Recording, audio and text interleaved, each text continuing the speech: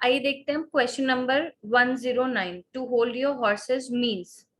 निमसेट 2020 में आपसे कई सारे क्वेश्चंस वोकैबुलरी बेस्ड पूछे गए हैं। आपको ध्यान में ये रखना है, निमसेट के एग्जाम की प्रिपरेशन करते समय आप वोकैबुलरी को प्रायोरिटी लिस्ट में रखिए। यानी सबसे पहले आपकी वोकैबुलरी स्ट्रांग होना बहुत ज्यादा जरूरी है। इन केस आप ग्रामर प्रिपेयर कर रहे हैं या कोई भी चीज प्रिपेयर कर रहे हैं, तो please keep in mind that vocabulary सबसे फर्स्ट प्रायोरिटी पर हो। अगर आपके पास वोकैबुलरी की नॉलेज है, क्योंकि vocabulary can not be learned in a day, एक दिन में आप खूब सारे वर्ड्स नहीं लर्न कर सकते हैं, इसलिए वोकैबुलरी आप धीमे धीमे करके gradually, slowly and gradually keep learning the words. तो अगर आप वर्ड्स दिमाग में रखेंगे, you can very easily solve the questions. फिर आता है सेकेंड प्रायोरिटी पे आपका ग्रामर। तो ग्रामर पोर्शन में जितना कुछ भी होगा हम आपसे डिस्कस करेंगे, सो दैट ग्रामर आप इम्प्लीमेंट कर सकें। ठीक है, आइए वोकैबुलरी का ये वाला क्वेश्चन देखते हैं। To hold your horses, vocab में इडियम्स भी आते हैं, फ्रेजेस भी आते हैं, सिनोनिम्स भी आते हैं और एंटोनिम्स भी आते हैं। ऐसी बहुत सारी चीजें आती हैं। तो यहाँ पे जो वोकैबुलरी है अभी, hold your horses, that is an idiom. एक ईडियम है जो, और ये जितने भी words, the best part is कि निमसेट 2020 में आपसे जितनी भी वोकैबुलरी पूछी गई है वो सब बहुत जनरल वोकैबुलरी है। मतलब आप अगर थोड़ी बहुत भी इंग्लिश पढ़ते हैं या किसी को बोलते हुए सुनते हैं, अगर आपको वैसा एनवायरनमेंट मिलता है, तो आप बहुत ही इजीली इन क्वेश्चंस को सॉल्व कर सकते हैं, अगर आपने थोड़ा बहुत भी इंग्लिश के बारे में पढ़ा हुआ है तो। होल्ड योर हॉर्सेस का मतलब होता है, पहले ऑप्शंस देख लीजिए, to be ready, to be patient, to be eager and to be impatient. तो यहाँ पे जो दो ऑप्शंस है, पेशेंट और इम्पेशेंट, ये ऑपोजिट्स है। पेशेंट्स मतलब सब्र रखना, धैर्य रखना। इम्पेशेंट मतलब धैर्य खो देना, ना रखना या बेसब्र हो जाना। टू बी रेडी, रेडी का मतलब सबको पता है, और ईगर का मतलब होता है क्यूरियस होना यानी जिज्ञासु होना। ठीक है, टू होल्ड योर हॉर्सेस का मतलब क्या होता है? होल्ड योर हॉर्सेस का मतलब होता है जब आप किसी से कहते हैं to wait a moment, wait करो, थोड़ा सा रुको, शांति रखो थोड़ी सी, तब आप यूज करते हैं hold your horses. Hold your horses के लिए आप कह सकते हैं to slow down, to slow down, थोड़ा सा स्लो डाउन करो। When you tell somebody to wait a moment और to be patient, you say hold your horses. या फिर you ask somebody to stop and consider doing something, आप कुछ भी करने से पहले थोड़ा सा कंसिडर कर लो, थोड़ा सा सोच लो, उसको बोलते हैं होल्डिंग योर हॉर्सेस। तो होल्ड योर हॉर्सेस का जो बेस्ट ऑप्शन यहाँ पे चार ऑप्शंस में से है, that is to be patient, थोड़ा सा रुको, शांति रखो थोड़ा, या फिर चीज को दोबारा से सोच लो करने से पहले। So that is option B, to be patient. Next question देखते हैं, question number 110। Choose the right option. Blessing in disguise is. Blessing in disguise एक फ्रेज है जो बहुत सारे लोग यूज करते हैं, आपने भी सुन रखा होगा। ब्लेसिंग इन डिस्गाइज आप तब यूज करते हैं जब आपको कहना होता है कि कोई मिस फॉर्च्यून, समझते हैं मिस फॉर्च्यून का मतलब होता है बदकिस्मती। सो मिस फॉर्च्यून थी कि आपकी जॉब चली गई, मिस फॉर्च्यून था कि आप टाइम पे एग्जाम सेंटर नहीं पहुंच पाए, सो that is miss Fortune. So miss Fortune या फिर something that seems bad initially but it results in something good ultimately. तो कोई भी चीज जो इनिशियली आपको बुरी लग रही हो लेकिन वो अल्टीमेटली आपको अच्छा result they, that is blessing in disguise. तो ऑप्शंस बिल्कुल क्लियर है, समथिंग गुड, समथिंग अनरिकॉग्नाइज, जिसको आपने पहचान ना पाए हो, समझ ना पाए हो, रिकॉग्नाइज ना कर पाए हो। ये पर्सन्स के लिए भी यूज किया जाता है, ये चीजों के लिए भी यूज किया जाता है। समथिंग नोन टू ऑल, जो सबको पता हो, and something good but not recognised at first, कोई चीज जो अच्छी है लेकिन पहले उसको रिकॉग्नाइज नहीं किया गया। So the pronunciation of this word is recognise, it is not recognise. So recognise पहले आपने नहीं किया लेकिन वो बाद में अल्टीमेटली वो अच्छी साबित हुई। जैसे पहले आपको लगा कि जॉब लूज करना एक अच्छी चीज नहीं है, मेरे लिए बहुत बुरा हुआ, सो इट वाज मिसफॉर्चुनेट कि मेरी जॉब चली गई, लेकिन एंड ऑफ द डे आपने ये रियलाइज किया कि आप उस जॉब के लिए नहीं बने थे and you had some other talent, और उसमें आप ज्यादा सक्सेसफुल हो गए, so that is a blessing in disguise. तो वो आपके लिए एक ब्लेसिंग इन डिसगाइज हो गया। So this, so the correct option here will be option D, something good but not recognized at first। 111 वाला देखते हैं। He was accused dash theft। ये एक सेंटेंस है, पास्ट टेंस का सेंटेंस है, और जो फिलर आपको फिल इन द ब्लैंक दिया हुआ है इसको आपको फिल करना है एक प्रेपोजिशन से। सो दीज आर प्रेपोजिशंस जो आपके सामने, और इनमें से किसी एक प्रेपोजिशन से आपको ये सिंगल ब्लैंक फिल करना है। The best way to learn prepositions is, जब आप उसको उसके वर्ड के साथ ही लर्न कर लें, ये वो बेस्ट तरीका होता है। तो जब भी मैं कभी वोकैबुलरी बताऊं तो आप भी ध्यान रखिए, आप कभी वोकैबुलरी पढ़ें तो ध्यान रखिएगा कि वोकैबुलरी को उसकी प्रेपोजिशन के साथ में पढ़े। अक्यूज वर्ब है, समवन या somebody डैश समथिंग। अक्यूज का मतलब होता है किसी को दोषी ठहराना, किसी को दोषी ठहराना,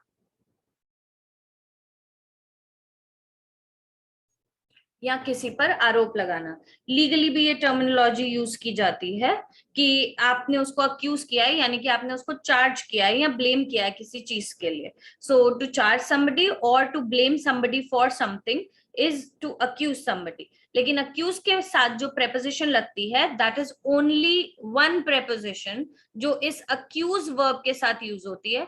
बीच में somebody आता है, वो कोई पर्सन हो सकता है, कभी कभी आप उसको हटा भी देते हैं अगर सेंटेंस में रिक्वायर्ड ना हो तो। और उसके बाद जो प्रेपोजिशन आप लगाते हैं that is of, of preposition use होती है। सो जो करेक्ट ऑप्शन है वो है option D, accuse somebody of something। he was accused of theft। Question number 112 वाला क्वेश्चन देखते हैं। I never listen dash the radio। Very easy preposition asked in this exam। I never listen dash the radio। listen के बाद हमेशा एक ही preposition लगती है, listen to something, listen to something। So to is the preposition जो listen के बाद लगती है। listen to music, listen to the news, listen to the radio,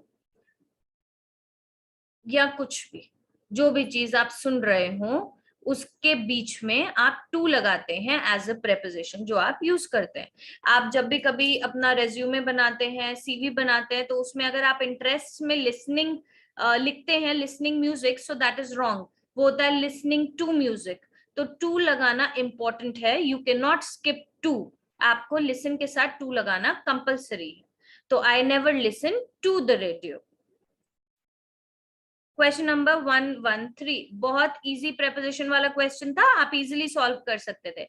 so there are certain questions जो बहुत ही इजी हैं। अगर आपको एक लैंग्वेज पे बहुत ज्यादा कमांड नहीं भी है तब भी आप वो क्वेश्चन सॉल्व कर सकते हैं। तो ट्राई किया करिए कि कोई लैंग्वेज पे कमांड पाने के लिए आपको बहुत ज्यादा कुछ करने की जरूरत नहीं है। आप अगर डेली बेसिस पर कोई जर्नल, न्यूज़पेपर या कुछ भी जनरल नॉलेज की भी चीज पढ़ेंगे तो आपके दिमाग में थोड़ा थोड़ा आप कन्वर्सेंट होते जाएंगे, आपको आती जाएगी इंग्लिश। आइए नेक्स्ट क्वेश्चन देखते हैं। आई don't think I have ever dash on that sofa. ये आपका टेंस रिलेटेड एरर है, सामने पता चल रहा है। टेंसेस का पार्ट है क्योंकि जो भी ऑप्शंस आपके सामने दिए हैं, been sitting, sat, sit, sitting, आप इसको वर्ब का एरर मान सकते हैं, आप इसको टेंसेस का भी एरर मान सकते हैं। अगर इसमें जो टेंस यूज हुआ है, यहाँ पे ये ब्लेंड करके यूज हुआ है, ये है आई हैव। जो टेंस यूज हुआ है उसी के हिसाब से वर्ब फिट किया जाएगा। किसी भी सेंटेंस का बहुत ही वाइटल पार्ट होता है, बहुत ही जरूरी पार्ट होता है उसका वर्ब। तो जो भी टेंस यूज हुआ है उसमें वर्ब बहुत इंपॉर्टेंट रोल प्ले करता है। तो आई don't think, I have ever, ये ब्लेंड करके यूज हुआ है आई have ever dash on that sofa. तो अगर आप इस सेंटेंस को देखेंगे तो इसमें यहाँ पर यहाँ पर ये present perfect tense, I don't think present perfect tense नहीं है। आई डोंट थिंक किस में यूज हो रहा है?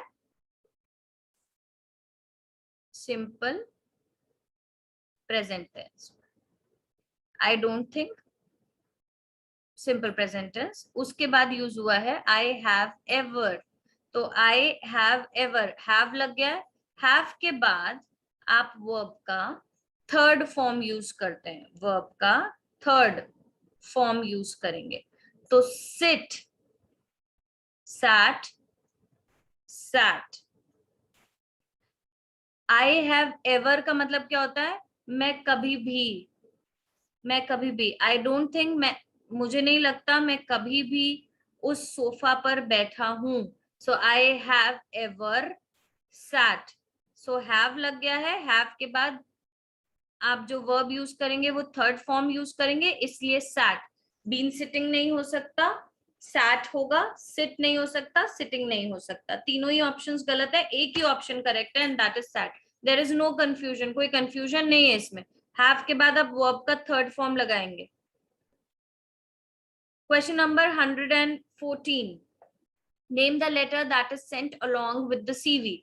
अब ये बहुत जनरल क्वेश्चन है कि आप अपने करिकुलम वाइटे के साथ, आप अपनी सीवी के साथ कौन सा लेटर सेंड करते हैं? Formal letter, covering letter, introductory letter या बिजनेस लेटर? ऑब्वियस सी बात है, आप बिजनेस लेटर तो सेंड नहीं करेंगे, इंट्रोडक्टरी लेटर भी नहीं भेजा जाता है, that is a cover, cover होता है वो। So that is a covering letter जो हम सीवी के साथ भेजते हैं, जिसमें एप्लीकेंट यानी आप जो एप्लीकेंट हैं उसके क्रेडेंशियल्स और उसके इंटरेस्ट्स मेंशन्ड होते हैं उस कवरिंग लेटर में। Why are you applying for the post, what, I mean क्या, क्यों इंटरेस्टेड है आप उस जॉब के लिए या उस पोस्ट पे अप्लाई करने के लिए, ये मेंशन्ड होता है उस कवरिंग लेटर में। तो एप्लीकेंट के जो भी क्रेडेंशियल्स होते हैं, जो भी इंपॉर्टेंट इंफॉर्मेशन होती है, वो उसमें मेंशन्ड रहती है। So that is a covering letter जो आप सीवी के साथ लिखकर भेजते हैं। Okay, next one, next question है what is not included in a resume. Resume में क्या चीज इंक्लूड नहीं होती है? तो ये क्वेश्चन यहां से देख लीजिएगा please. What is not included in a resume? Work experience, education, projects या family history?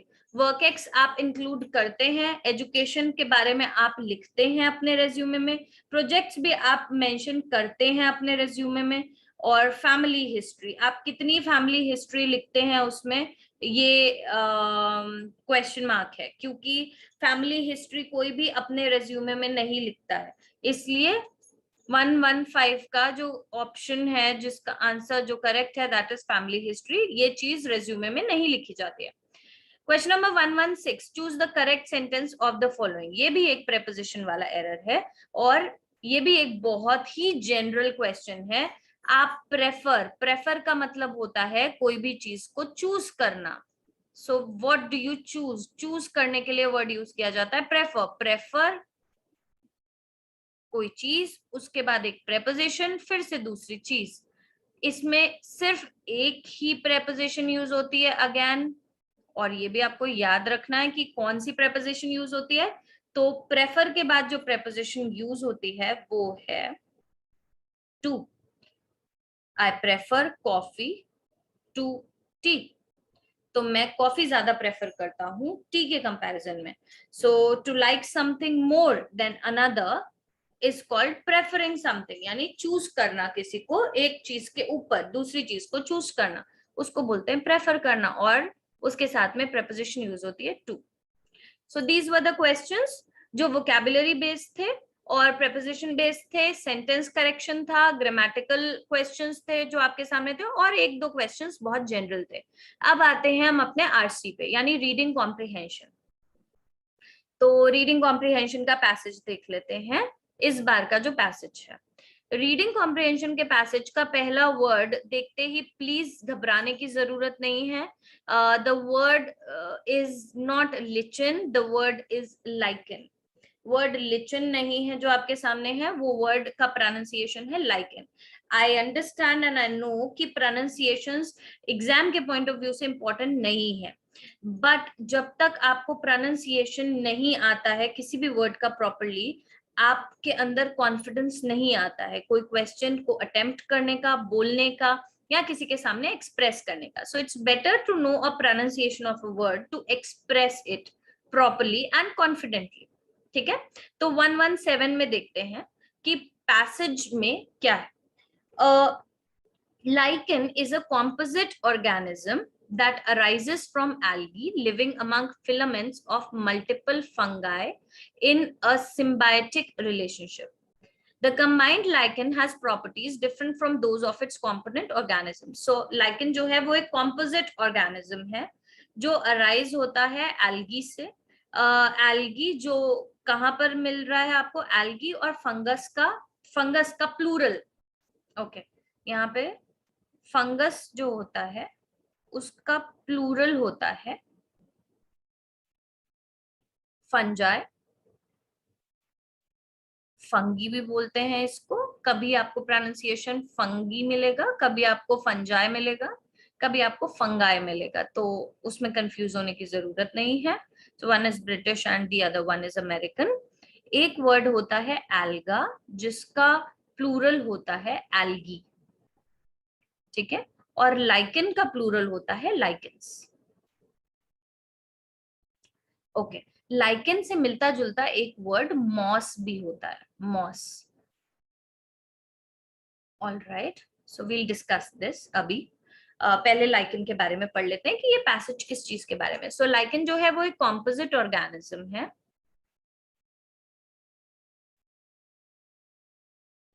So lichen is a composite organism that arises from algae. Algae से arise होता है, living among filaments or of multiple fungi in a symbiotic relationship. The combined lichen has properties different from those of its component organisms. जो combined lichen होता है उसकी जो properties हैं that they are different from those of its component organisms. Lichens come in many colors, sizes and forms. पहली बात तो lichen होता क्या है. lichen एक मैंने एक पिक्चर यहाँ पे आपके सामने है, एक पिक्चर, उसको देख लीजिए. सो लाइकेन इज समवॉट लाइक, आप हिंदी में जैसे काई बोलते हैं वैसे होता है. फ्लेकी स्ट्रक्चर होता है इसका, जो ट्रीज पे आपको मिल जाता है, सी में भी मिल जाता है, कई जगहों पे आपको देखने को मिल जाएगा. और ये मॉस को भी हिंदी में काई बोलते हैं और लाइकेन को भी काई बोलते हैं. दी ओनली डिफरेंस इज कि जो मॉस होता है उसमें आपको थोड़ा सा प्लांट, मॉस एक प्लांट होता है लेकिन लाइकेन एक प्लांट नहीं होता है. और लाइकेन बहुत ही कॉमन है जो किसी भी एरिया में सरवाइव कर जाता है, कहीं पर भी उग आता है, कहीं पर भी आपको मिल जाएगा. तो ये फंगाई और एल्गी का कॉम्बिनेशन होता है और एक ऑर्गेनिज्म बनता है इससे. सो बहुत ही बिजार टाइप के ऑर्गेनिजम्स होते हैं और ये एक दूसरे से अलाइक नहीं होते हैं. ठीक है, रीडिंग कॉम्प्रिहेंशन को सॉल्व करने से पहले it is important to know कि रीडिंग कॉम्प्रिहेंशन के रूल्स क्या होते हैं. तो आप इस वीडियो में तो निमसेट 2020 के बारे में है, बाकी जो वीडियोस हम आपके साथ में शेयर करते हैं उसमें आपको बताया गया है कि रीडिंग कॉम्प्रिहेंशन में क्या क्या चीजें इंपॉर्टेंट होती हैं जो आपको दिमाग में रखनी है. Now this reading comprehension is only about one organism and that is lichen. आपको बस उसके बारे में पढ़ना है. अगर बाय चांस आपको ऐसा लगता है कि आपको इससे रिलेटेड कोई वर्ड्स नहीं भी आते हैं, नो वरीज, कोई परेशानी वाली बात नहीं है. आपको सिर्फ इस पैसेज को समझना है और उससे रिलेटेड क्वेश्चंस को आंसर करना है. और अगर कुछ जैसे आपको नहीं पता कि ऑर्गेनिज्म क्या है, कॉम्पोजिट ऑर्गेनिज्म क्या है, कोई बात नहीं. लाइकेन एक ऑर्गेनिज्म है, एल्गी और फंगाई से अराइज होता है. अब आपको सिम्बायोटिक रिलेशनशिप नहीं पता, कोई बात नहीं. इसकी अलग अलग प्रॉपर्टीज होती हैं. ये बहुत सारे कलर, साइजेस और फॉर्म्स में अवेलेबल होता है और जो दिखता है. Properties are sometimes plant like but not a plant. ठीक है, the properties are sometimes plant like but lichens are not plants. Lichens may have tiny leafless branches. Here we are. Tiny leafless branches, flat leaf-like structures or flakes. Flakes is like जैसे जब खाल उखड़ती है तो वो भी flex होते हैं. Flex बहुत सारे टर्म्स में यूज किया जाता है. So flakes that lie on the surface like peeling paint और अदर ग्रोथ फॉर्म्स. ये तो बहुत ही इजी है. पेंट के बॉक्सेस पे आपने देखा होगा, जैसे हम पेंट पील करते हैं जब वो सूख जाता है, तो लाइकेन आपको किसी भी सरफेस पे मिल सकता है. वुड सड़ गई हो उस पे भी मिल जाएगा, ट्री के ट्रंक पे भी मिल जाएगा, कहीं और भी जगह पे मिल जाएगा, सी में भी मिल जाएगा, कहीं पर भी सर्वाइव कर सकता है. और उसके बहुत सारे दूसरे ग्रोथ फॉर्म्स होते हैं. Lichens occur from sea level से लेके to high alpine elevations. Alpine is related to Alps, mountain ranges से रिलेटेड है. तो आपको लाइकेन सी में मिल जाएगा, मतलब ये बताया जा रहा है कि लाइकेन ऑलमोस्ट हर जगह पाया जा सकता है. तो लाइकेन आपको सी में भी मिल जाएगा और एल्पाइन एलिवेशंस यानी हाई माउंटेन रेंजेस पे भी मिल जाएगा. In many environmental conditions and can grow on almost any surface. ये किसी भी सरफेस पे ग्रो कर सकता है और किसी भी एनवायरमेंटल कंडीशन में सर्वाइव कर सकता है. Different kinds of lichens have adopted to survive in some of the most extreme environment on earth, such as Arctic, tundra, hot dry deserts, rocky coasts and toxic slag heaps. आपको सारे words करीब करीब पता होंगे. Extreme environment conditions में survive कर जाता है. आर्कटिक टुंड्रा रीजन में, हॉट ड्राई डेजर्ट्स में भी, रॉकी जो रॉकी कोस्ट्स हैं, कोस्टल एरियाज रॉकी जो है उनमें भी, और टॉक्सिक यानी पॉइजनस स्लैग हीप्स. स्लैग का मतलब होता है जो स्टोनी वेस्ट मटेरियल जो निकलता है उसको बोलते हैं स्लैग. वो बहुत पॉइजनस होता है. फैक्ट्रीज में से या किसी जगह पे जहां पे काम होता है, उसके बाद जो स्टोन से भरा हुआ जो वेस्ट निकलता है उसको स्लैग बोलते हैं. और हीप का मतलब उसका ढेर. तो टॉक्सिक स्लैग हीप्स का मतलब है पॉइजनस स्टोनी वेस्ट मटेरियल का ढेर. उस पे भी मिल जाएगा आपको. They can even live inside solid rocks growing between the grains. तो ग्रेन्स के बीच में भी आपको मिल जाएगा और ये सॉलिड रॉक्स के अंदर भी पाए जा सकते हैं. It is estimated that 6% of the earth's land surface is covered by lichens. तो ये एस्टिमेट किया गया है कि अर्थ के लैंड के सरफेस का 6% लाइकेन से कवर्ड है, तो काफी ज्यादा है. Some of them are considered to be the oldest living things. They are among the first living things to grow on fresh rock exposed after an event such as a landslide. कहीं पर landslide हुई और landslide के बाद में जो fresh rock expose हुआ है उसमें सबसे पहली चीज जो ग्रो करती है वो लाइकेन होता है. द लॉन्ग लाइफ स्पैन इसका बहुत ज्यादा लंबा होता है. एंड स्लो लेकिन रेगुलर. स्लो ग्रोथ है बट रेगुलर ग्रोथ रेट है of some lichens can be use to date events. तो कुछ लाइकेंस ऐसे हैं जिनका ग्रोथ रेट रेगुलर है, तो उससे ये भी पता चल सकता है कि ये कौन से इवेंट में ये चीज अकर हुई थी. So it can also be use to date events. तो ये कुछ इंपॉर्टेंट पॉइंट्स थे जो आपको नोट करने थे, जैसे कि it can be used to date events, और जो इंपॉर्टेंट पॉइंट्स थे वो हाईलाइट किए हैं मैंने और बाकी आपको समझा दिए. अब आइए देखते हैं क्वेश्चंस कैसे हैं इसके. ओके, तो क्वेश्चंस देखते हैं. क्वेश्चन नंबर 1 आरसी का. The passage states. ओके, ये पिक्चर आपको एग्जाम में नहीं मिलती है, तो यू हैव टू अंडरस्टैंड कि आपको कुछ ऐसे वर्ड्स की नॉलेज होनी चाहिए. इसलिए आपने जितना पढ़ रखा हो उतना अच्छा, मतलब जितनी रीडिंग आप कर सकते हैं उतनी अच्छा. Question number 1. The passage states all the following about lichens except. तो पैसेज में सब कुछ है लाइकेंस के बारे में, लेकिन ये चीज नहीं है. वो कौन सा पॉइंट है जो चीज पैसेज में नहीं है? Accept. Lichen is an independent plant.